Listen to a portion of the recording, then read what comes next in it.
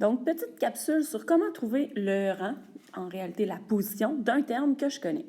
Je vous ai mentionné, quand je connais la règle, il y a toujours deux types de questions. Soit je te demande de trouver le terme, soit je te demande de trouver le rang.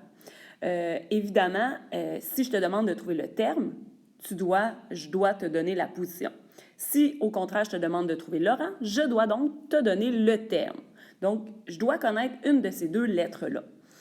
Je fais deux exemples avec vous. Premier exemple, on vous demande de trouver le rang du terme 200 dans la suite décrite par la règle suivante. Donc, en réalité, le terme ici que je connais, c'est 200. Donc, cela correspond à la lettre T dans ma suite. Donc, c'est le terme. Je vais donc aller immédiatement remplacer mon 200 par la lettre T juste en dessous. Donc, 200 égale, et le reste de la suite, je l'écris tel quel. Aucun changement. Donc, à cette étape-ci, je dois comprendre que je dois isoler mon n. Je dois donc trouver la valeur de mon n. Je dois donc me débarrasser du 4 et du 6 de façon à justement isoler mon n. Cependant, il y a des règles à respecter. En première secondaire, vous avez vu les fameuses priorités d'opération qui se trouvent à être le P de masse. Lorsqu'on isole une variable, on doit faire les opérations inverses. Donc, les priorités d'opération sont également inversées. On doit donc d'abord se poser la question, est-ce que j'ai une addition ou une soustraction à éliminer? Et dans ce cas-ci, oui. J'ai ici un moins 4. Pour isoler la variable, je dois faire les opérations inverses. Donc, l'inverse de moins 4 se trouve à être plus 4. Je dois donc effectuer, je vais y aller en vert, plus 4 des deux côtés. Donc, plus 4, plus 4. Et là, c'est la technique de la balance aussi. Hein? Donc, si j'effectue une opération du côté droit de ma balance, je dois effectuer la même opération du côté gauche de ma balance pour que ça reste égal. Donc, j'additionne dans ce cas-ci plus 4 des deux côtés, ça va rester égal. Donc, il me reste à réduire ici. Donc, 200 plus 4, ça me donne 204. Du côté droit, moins 4 plus 4, ça se simplifie. Donc, c'est pour cette raison-là que j'ai fait cette opération-là. Il me reste ici 6n.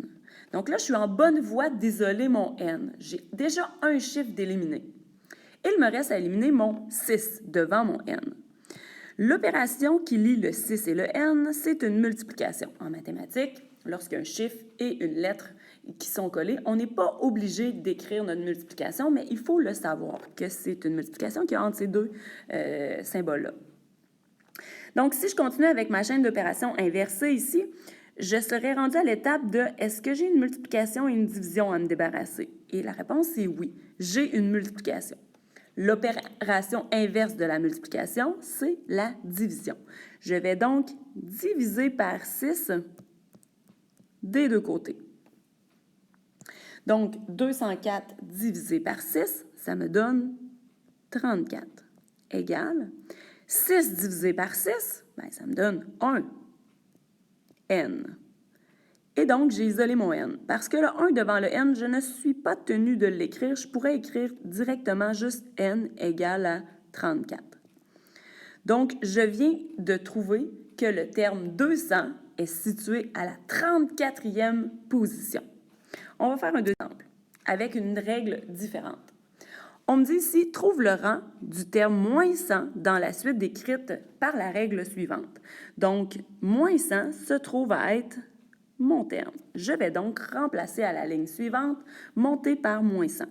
Donc, moins 100 égale moins 7n plus 19. Et là, je dois penser à faire les opérations inverses. Je commence avec la question, est-ce que j'ai une addition ou une soustraction à me débarrasser? La réponse est oui. J'ai mon fameux plus 19 à me débarrasser. On n'oublie pas, il faut toujours se débarrasser des deux chiffres qui sont du même côté que mon n. Donc là, dans ce cas-ci, l'opération inverse de plus 19, ça va être moins 19. Donc, je vais faire moins 19 des deux côtés. Donc, dans ce cas-ci, moins 100 moins 19, ça va me donner moins 119. Égale, ici, mon plus 19 moins 19, ça se simplifie. Il me reste moins 7n. Donc, maintenant, le dernier chiffre que je dois me débarrasser, c'est moins 7, qui est multiplié avec le n. Donc, l'opération inverse de la multiplication, c'est une division. Donc, je vais devoir faire diviser par moins 7, parce que qu'est-ce qui multiplie le n? C'est moins 7 et non pas juste 7.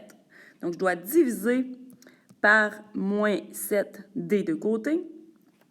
Et à ce moment, j'obtiens, donc moins 119 divisé par moins 7, ça me donne 17. Égale, moins 7 divisé par moins 7, encore une fois, ça me donne un n. Ou encore, je peux directement ne pas écrire le 1 devant le n et écrire n égale à 17 tout simplement. Donc, je sais que le terme moins 100 se trouve à la position 17, donc il est au 17e rang. Voilà pour cette petite capsule.